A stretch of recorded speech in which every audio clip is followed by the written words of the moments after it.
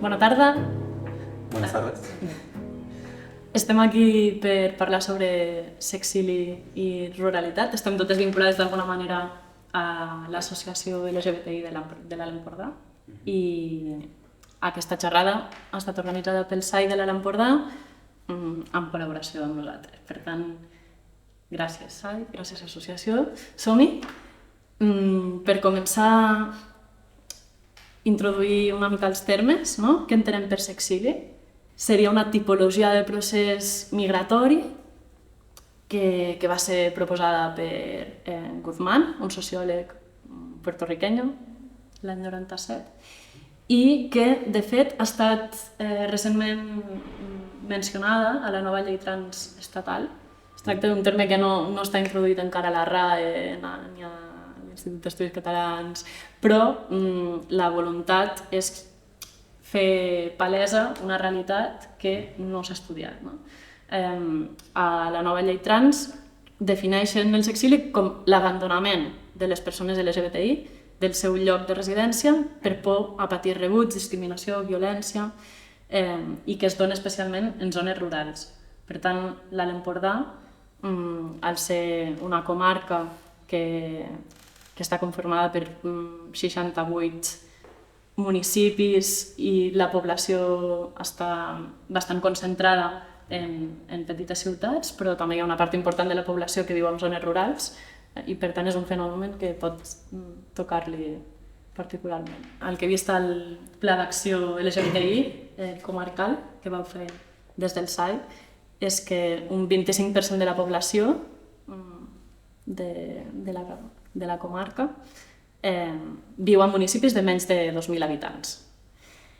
Així que, sense més preàmbuls, entenem que... Podem ficar un exemple del que ha passat amb aquesta reunió, que s'ha convidat a gent, però no han volgut venir, si no era amb la cara difuminada, sense que sortís al cap.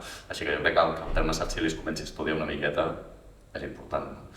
A aquestes altures, voler aparèixer en un vídeo per visibilitzar el col·lectiu sense que se't vegi la cara, per almenys és trist. I sembla curiós que sortís el 1997, has dit? Sí.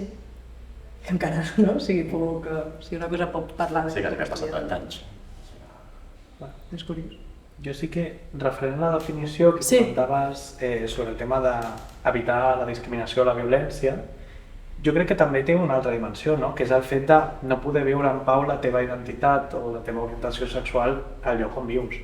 Crec que té a veure també amb no hi ha llocs segurs, visibles, llocs on t'entiendan. Això també passa a la ciutat petita. Sí. Pensava fins i tot... Per exemple, que no hi ha cap lloc que sigui LGBT ni friendly, per dir, que jo sóc. No sé si algú ho sap. Pensava fins i tot no només en el fet de no poder tu, no? De com el context t'influeix a tu, sinó de com et veuen, no? El tema de discriminació o d'això, sinó també en com tu interactues amb el teu context, no? És a dir, clar, en una ciutat gran, tipus Barcelona, tu tens un espai LGBTI des de fa anys, tu tens una comunitat LGBTI organitzada que fa temps que es coneix, una xarxa, tu tens gent internacional que ve i que va, vull dir, clar, tens uns referents, uns recursos que malauradament Figueres no té, Girona no té, imagina't els pobles, no? Ya, enfocándome en el nivel, por ejemplo, yo soy de Perú, yo hablando de mi experiencia personal, dando mi testimonio, pues fui afortunado porque no tuve que huir por sexilio, pero digo afortunado porque sé que hay mucha gente que quizá sí lo hace. Lo hace inclusive en Perú, lo hacen en países menos desarrollados que Perú, o inclusive desarrollados, inclusive países del primer mundo también en los que quizás se sienten, ¿no? O tienen que huir de su propia familia porque no los aceptan. Entonces... Bueno, yo creo que hay varias escalas, ¿no? Pero igualmente el tema del sexilio, tú eres de Lima. Sí. Claro, es una enorme ciudad, ¿no? Sí. Pero a lo mejor si te vas a la selva, ahí la vivencia de un chico gay no es la misma que has podido tener tú, ¿no? Claro, por ejemplo, yo si comparo, yo digo, por eso sigo diciendo, no soy afortunado porque nunca he tenido problema en cuanto a eso, pero sé que mucha gente sí y sé que es duro para toda esa gente pues poder vivir todas esas experiencias y gracias a Dios que existen pues asociaciones en las que pueden acogerse de alguna manera, ¿no? Pedir ayuda, no sé. Y SAIS. Y SAIS también. Entonces eso es bueno que exista, porque exilio también se puede dificultar más que, por ejemplo, si hablamos de España, la gente que viene de otros de países en los que no se habla el español, pues es más complicada, parece, mucho más complicado para esa gente poder enterarse de toda la información que pueden tener para poder conseguir ayuda. El problema no és només de desplaçament, diguéssim, no? Sinó també l'idioma. Que tu has de marxar, no? Nosaltres encara no, Sí. entre cometes, tenim el privilegi de que podem anar a una ciutat gran que està a X quilòmetres, no? Que són menys de 500. Sí. No posem, que en canvi, no, vull dir, vosaltres, Sí. però, no? Les persones migrants per s'exili, el problema no és només que no pots anar a una ciutat gran, sinó que a més Has de marxar molt lluny, no? has de marxar molt lluny, deixant enrere, no, un context, perquè clar, nosaltres, vulguis o no, encara que el tinguem lluny, pots tornar relativament, no? Entenc que quan vas a 2.000 quilòmetres, doncs potser no. I a més, les complicacions, això, no?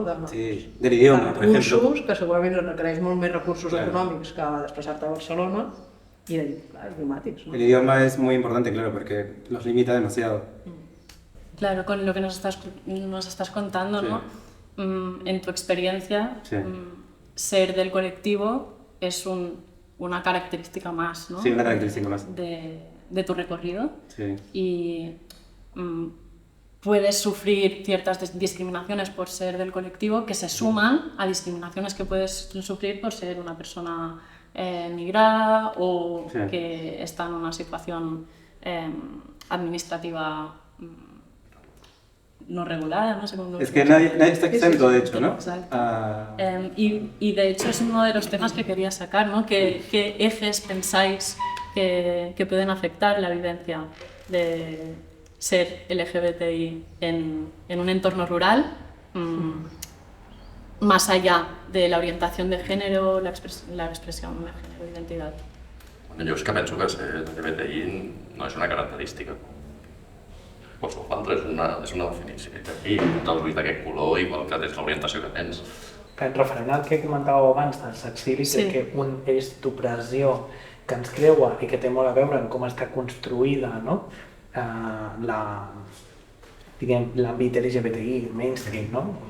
Tal a Barcelona, per exemple, a Sitges o inclús a Madrid, és que es tracta d'ambients que estan molt vinculats al mercat, que estan molt mercantilitzats, i això significa que si jo me'n vaig al meu poble a viure la meva orientació sexual a Barcelona, en un percentatge alt de casos segurament hauré de pagar un cert peatge per poder relacionar-me, no? Amb persones que han passat per processos biogràfics similars a mi. Llavors crec que hi ha una barrera de classe social, hi ha tota una qüestió d'haver de pagar diners. Quan parles de mercantilització, a què et refereixes? Que en els espais d'oci, per exemple, no? Que requeriran una inversió econòmica, segurament també el fet que el propi desplaçament ja implica tenir uns recursos, pot ser una formació que et facilitarà trobar feina, no? A la ciutat. Al pis, no? Fins i tot, no? Viure en una ciutat gran no és el mateix que viure en una ciutat petita o un poble. La despesa d'habitatge. Crec que fins ara el problema principal, des de l'individu, no tant com les persones que viuen al poble tenen aquest problema, no? Sinó com a individu persona del col·lectiu, crec que fins ara ha sigut una miqueta el judici, no? Per manca de... Bueno, no? Ara tenim molts inputs, tipus cinema, teatre, no? Netflix, internet que arriba... Vull dir, ara tots els espais hi arriba, no? Més referents, no? Exacte. Abans no hi era ni hi havia una por, fins i tot, no tants anys enrere, els referents que hi havia, no? De persones LGBTI, bueno, o eren persones que se'n feia mofa, o mofa es diu en català, no? O eren persones que patien molt en la vida, no? I per tant, tant tu com a persona del col·lectiu com el teu entorn que t'estima, era un, ostres, sisplau, que no sigui això, que no sea esto, perquè clar, patiràs o se'n riuran de tu, no? Jo crec que problema principal que ens era la ruralitat era aquest. Crec que avui en dia no tant, es manté segurament, però bueno, crec que avui en dia és més aquesta cosa de manca de recursos i d'espais de socialització, no? Penso en els adolescents. Abans els referents també, tornem una mica a lo de la classe, no? Els referents eren un altre nivell i els referents et connectes a Instagram i allà els tens, no? La gent jove ho tenen més fàcil, siguis de poble o no. Jo ja sí penso que el motiu pel Satsili és molt variat i no és només una causa, sinó que és un conjunt de moltes coses. I jo crec que aquí la família fa molt. No? Si tens una família que t'apoya des del mateix poble, probablement no tindràs tanta necessitat, no? En un moment d'adolescent, per tant. Perquè la xarxa és més, no? Està més agafada, no? Crec jo que la família tampoc pot fa apoyar tenir que dir que és quan diu, doncs el cap de setmana me'n vaig a Barna, no? Que bé, no vull a Barcelona. El que passa és que el dilluns tornes un altre cop a la realitat. Per tant, el Satsili tampoc trobo que sigui una sortida, a part de que tinguis molta pasta. Estoy de acuerdo con todo lo que han dicho, pero también creo que es un problema más interno, ¿no? De cada uno, porque creo que ellos ya crecen, desde que nacen ya se dan cuenta de lo que hay a su alrededor. O sea, si tú ya crees que eres gay y ya ves desde cuando sales de tu casa que están insultando a alguien por ser gay, pues internamente ya te vas creando eso de que en un pueblo, pues no es un lugar para ti, si quieres seguir o si quieres hacer tu vida. Que no es un país seguro si surts de la norma. Y que probablemente no vas a tener a otro gay, ¿vale? Con el que poder relacionarte. Entonces yo creo que de alguna manera debería haber alguna forma de poder educar a toda esta gente, de poder hacerles ver de que no es así realmente, que si ellos realmente quieren, por eso digo que es algo interno, si ellos realmente quieren, pueden de alguna manera pues no tener que irse ¿no? No, eso estaría muy bien, sí. Jo crec que influeix. No sé, o sea, sé que es muy difícil de hacer, pero no imposible si se usan las herramientas adecuadas. Uf. A ver, Martín, Sé que, yo sí que creo que tiene una respuesta. No, sí, crec que no és ni blanc ni negre, no? Crec que, És que sempre he ni tot pensat- ho pots controlar tu, o sigui, crec que la manera en què tu ho vius condiciona, no? O sigui, si tu estàs més optimista de cares a, vale, podria aconseguir un canvi, primer potser amb la meva família, o intentar conseguir a toda que esa disposa el canvi, però crec que no només depèn de tu. O juntar- Pots tenir aquesta òptica i comerte hòsties. Si us sembla bé, dono entrada al José. Fa una estona que vull intervenir. Clar, jo el que em sembla molt simptomàtic és el que comentàvem al principi, que hi ha persones que no han volgut venir per no visibilitzar-se. I crec que aquesta qüestió de als pobles, no? S'escolta tot això de insults, aquest tipus de... No? El que tinc la sensació és que hi ha una espècie de LGTBI-fòbia sutil, que no es una cosa explícita, que no es una cosa violenta. Pero ya te crías con eso, entonces, claro, lo vas absorbiendo poco a poco y te creas esa idea de querer irte de ese lugar. Exacte, perquè és una incomoditat que hi ha de fons, no? No hi ha aquests espais per compartir, no hi ha una visibilitat, no hi ha... Sí. Tota aquesta qüestió que acaba fent, no? El tema de aquest espai que tinc, no? Vaig a Barcelona, visc la meva vida al 100% durant aquest cap de setmana, però pagant un cert peatge, no? Sí, perquè tampoc és un 100% en realitat, perquè estàs deixant moltes coses enrere per fer això. Total. I penso també, no? Va dir, no? Em desplaço a Barcelona o me'n vaig a un altre país, no? Quan tu ets major de 18 anys o quan tens els recursos econòmics per permetre-ho, no? Vull dir, penso, clar, si tu ets menor o no tens els recursos, et menges, no? El context on estiguis, la situació on Bueno, és estiguis... que jo estic molt d'acord amb el que apuntava i com he dit abans, el tema de les classes no és el mateix una persona molt pobra una persona multimilionària. Segur que ho viurem d'una manera molt diferent, no? I les migrants després és el mateix, no és el mateix venir de Lima que venir de qualsevol país Àfrica superrural, rural de veritat, no com Sant Pere. Una cosa que varia. Bueno, pero esta gente que viene de África tiene que saber que hay ayudas, independientemente. O sea, claro, puede ser muy pobre, por más pobre que sea, tiene que saber que existen las ayudas. Clar, però per això, per arribar aquí, no, has de tenir un accés a internet, per exemple, Claro. o un site proper. Claro. I fins i tot com a adolescent, no? Tornant a l'adolescència, perquè penso, clar, més enllà de la classe, que potser amb l'adolescència t'afecta, però bueno, t'afecta la classe de... Bueno, sempre t'afecta, no?, la classe de la teva família, però, clar, com a adolescents tu no tens l'agència, no?, o l'autonomia per dir, me'n vaig, no? O fins i tot, si no tens els referents en aquests espais que parlem, de viure la teva sexualitat, d'explorar-la, no? D'explorar alguna cosa que se surti del marge cis heteronormatiu, no?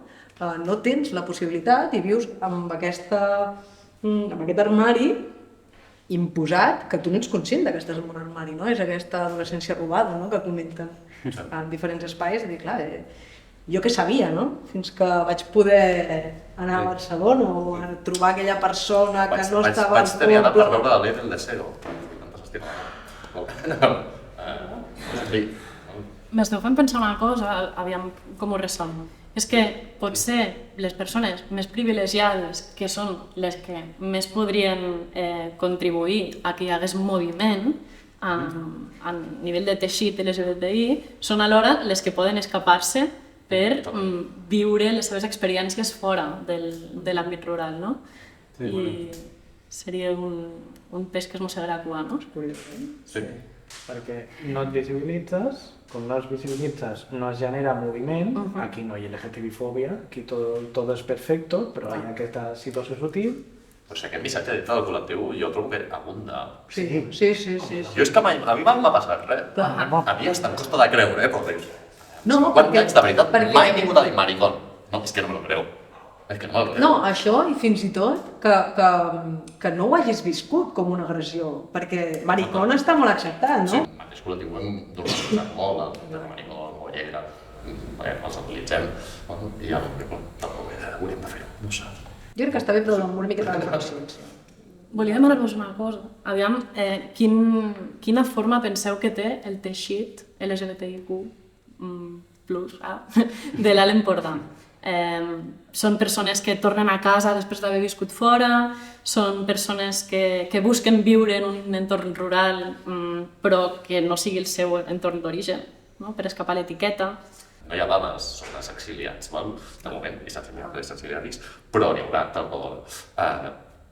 Jo el que veig visquent a Poble des de fa molts anys és que hi ha moltes persones del col·lectiu que venen a viure a Poble, que ja han fet el seu procés de les seves vivències i tal i qual, i solen ser gent no rics, però benestants, val? Tu em preguntes sobre teixit. Teixit. I jo pregunto, què és un teixit? Hi ha teixit. Hi ha teixit? Ja, jo crec que no. Què és un teixit? Què és un Te la teixit? retorno la pregunta. Clar, jo la meva experiència d'altres persones, no, de la comarca és que moltes estan armaritzades, moltes no volen explicar, moltes tienen una pareja, una señora y 2 hijos y no lo dicen. Ya. Que Hay es muchos, una hay muchos. cuestión y otro melón que habría que abrir. I no, vull dir, quin teixit? Crec que el teixit som molt... La part Està activa. començant. O sigui, jo per mi la imatge del teixit és la part activa, no? La part que diu em visibilitzo, em comprometo, no? Vull aparèixer, vull fer, vull pensar de cara al futur alguna cosa per millorar l'Alt Empordà en aquest cas. Jo penso que això tampoc és feina nostra també, però aquí és quan està l'administració pública i l'Estat, no? I són ells els que han de començar a aterrar i portar un rumb de tot això perquè la gent no tingui que viure d'aquesta manera, no? Molt probablement, per ser feliços, segur que no serà. Quan deies, no? Del sexili no hi ha dades, però n'hi haurà. Aquest optimisme... N'hi haurà per la llei trans. Perquè se suposa que segons la llei trans i començaran a haver-hi. En termini d'un any haurien de fer... S'ha de fer. Sobre datos... Bueno, jo pensava més a nivell polític, de dir, bueno, és un optimisme que veig dintre de l'associació, no? Que tots estem aquí perquè ens tira l'utopia, no?, de fer de la comarca un espai LGBTI friendly, si més no, que això no sigui una qüestió important a l'hora de ser qui ets tu, de viure la teva experiència a la comarca, no? Però clar, ens tira a nosaltres aquesta utopia, no? Que sigui real no depèn de nosaltres. No és el que dèiem de l'administració, depèn d'un govern, depèn de les polítiques que es facin, depèn el que dèiem, de la classe, no? De que la gent amb recursos i amb privilegis s'involucri també. Hi ha persones, sí que ara mateix no són moltes que siguin visibles i estiguem treballant activament, no? Però sí que hi ha persones que si veuen que s'està fent coses s'aniran afegint. Hi ha molta inquietud que es porta per dins en solitari que amb aquestes iniciatives se li pot donar sortida. Que no és que els ajuntaments estiguin sols i hagin de fer coses en solitari i ja està, sinó que la ciutadania també, no? Bueno, que el procés sigui comunitari. Sí, clar. I que no has de ser el És que és el col·lectiu camí a seguir, per no? estar fent coses d'aquestes, no? Vull dir, al final tothom necessitem, sisplau, que la gent que no se sent part del col·lectiu, no? Etcètera. Hola, sisplau, volem aliades, no? Us necessitem, perquè no podem soles nosaltres. Sí, no? Necessitem que professionals de tots els àmbits incorporin una perspectiva LGBTI. Exacte, i clar. Les minories sempre haurien de guanyar les minories. Exacte. Com penseu que podem implicar les persones més joves LGBTI de la comarca en l'activisme i en aquest construir un teixit? No? Perquè a l'estudi que es va fer dins per configurar el pla d'acció, les 10 persones que van participar joves explicant la seva experiència compartien una desafecció molt gran per polititzar-se i per visibilitzar-se i fer xarxa, no? Doncs Sí. Vale. Jo crec que la gent jove a dia d'avui la política no els importa gaire. La participació, no? Potser. Sí, No sé si diria la política, però la participació. Hi ha molta participació perquè estan absorbits amb altres coses, que suposo que en un moment era igual i hi havia altres històries, no? Però ara sí que estem rodejats d'estímuls constants. El mòbil mateix és que és la màquina del capitalisme màxima. I l'associació si jo requereix igualment compromís. puc agafar el tren, anar-me a Navarra, s'exiliar-me 3 dies i tornar després a la meva vida, perquè m'haig d'implicar en res. A mi ningú em pega, ningú m'insulta, el meu entorn em respecta, la meva família ho respecta. Potser també trobo un espai segur. Ojalà m'equivoqui, i em vingui la gent jove i em digui no, viejo, t'has equivocat, boomer. Potser també trobo un espai segur en les xarxes, no? Però Sens dubte, sí. també penso que hi ha una part de responsabilitat del propi col·lectiu, de la pròpia associació, no? En dir com podem fer-ho per poder arribar a les persones Más jóvenes, dices. més joves, sí. No sé, por ejemplo, Xarxes, TikToks. No, bueno, esa es una opción, pero bueno, abarcan lo que quería decir, ¿no? Que es, por ejemplo, no sé, crear actividades, porque yo creo que a la gente joven le gusta mucho participar de actividades que estén relacionadas con, ¿no? Con el colectivo. No sé, ¿Tipo? empezando con un simple karaoke, por ejemplo, si puede ser. O concurso de fotografía que se va a hacer también en la asociación. O es cuestión de ir viendo qué actividades se pueden hacer en las que los jóvenes puedan participar y se sientan como que de alguna manera, pues, ¿no? Pues, sientan que están haciendo actividades, ¿no? Conjuntamente. Jo crec que és qüestió també d'un problema més sistèmic, no? que té a veure amb una despolitització general de les persones joves, no? Però sí que, com penso, en quins espais les persones joves ja hi són, no? Penso en aquell llibre que va escriure la Psychowoman, no? De acercarse a la generació Z, no? Que precisament parla una mica d'això, no? I parla com de qüestions que els importen molt, com és el canvi climàtic, no? O és el tema de la salut mental. Potser hem de plantejar l'activisme o la forma de fer política des d'aquest llenguatge seu i des de també en connexió amb aquests eixos que són els que realment els importen, no? Tot i que són importants i nosaltres veiem que són importants i que afecten el seu dia a dia i la seva vida, potser no ho estan veient i si no ho estan veient no vindran. Exacte. Jo vaig participar a la diagnosi de joves amb desafecció a unir-se, no? A la xarxa i que ens queixaven molt de que no hi havia ni espais, ni una associació, ni res, no? I jo en aquell moment sí que és veritat que buscava algú. No buscava la xarxa, sinó buscava un espai, no? Físico, no? No sé quina edat tenia. Un espacio físico. No sé, devia tenir 20... Bueno, fa uns anys, d'això. 2018, no? 2018, clar. Que és una recerca de fa 5 anys, Però és veritat que el trobar persones, no? Jo haig de dir que a mi el que em va moure va ser obrir els ulls, no? I veure l'assassinat d'en Samuel, no? Que sempre ho parlem, no? Quan el 2021 i ostres, que estem en perill de veritat, no? Quan ets adolescent potser no? La sensació de perill, bueno, no la tens tan interioritzada, no? Ets tan conscient com quan ets més gran, tens una responsabilitat, has viscut certes coses que dius, ostres, depèn de que jo m'impliqui que això sigui un espai segur, no? Qualsevol espai. I penso que està molt encertat el que deies, José, no? De fer servir un mateix llenguatge, que és veritat que nosaltres, de la manera que estem parlant aquí, no motivem els joves, no? Mira que fem bromes, però bueno, és veritat que no som Instagram, no som TikTok. Requereix un compromís, que és veritat que tu quan tens 17, 18 anys, 16... No veig el xurri, me veig l'associació. Però... És un bon símptoma. No sé què dir-vos, no sé si estic d'acord. És a dir, jo penso que precisament, és un grup que està estancat aquí per nassos perquè no té la possibilitat de sortir, d'escapar-se'n, que viurà de manera superintensa al moment de qüestionar-se, de la por, de posicionar-se.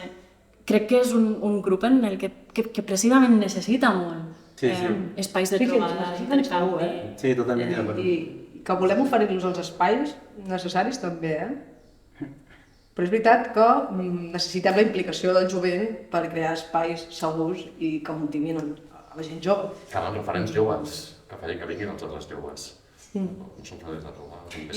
I tornant a això, que quan has fet la pregunta que del tema de la joventut, la recerca, pensava no només posar la mirada de la gent jove, que ens necessiten molt i necessiten aquest tipus d'espais, sinó en l'altre tipus d'altres persones. L'edat, la gent gran ens necessita moltíssim. Les roses, que ens va venir aquell senyor gran, a mi em va fer molta pena. Què us va dir? Ho pots explicar? Sí, ens va dir que estava molt emocionat, perquè em va dir que ell tenia que era un senyor de 70 i llargs, que es pugui parlar amb aquesta facilitat, que ell en aquestes associacions, quan ell va tenir que viure amagat fins feia res, sempre, I estava molt emocionat i va ser molt tendre.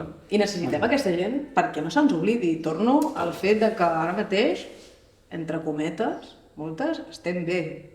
Vull dir, podem viure coses que aquest senyor no havia pogut viure i no tenim l'opressió que tenia aquest senyor, tot i que va ser intent, això no... Però necessitem aquesta gent, una, per l'òptica del que han viscut, perquè han viscut coses que nosaltres no hem viscut i per tant aporten, i dos, que no se'ns oblidi, perquè demà podem tenir el que tenia la gent que té avui 70 o 80 anys aquí al costat.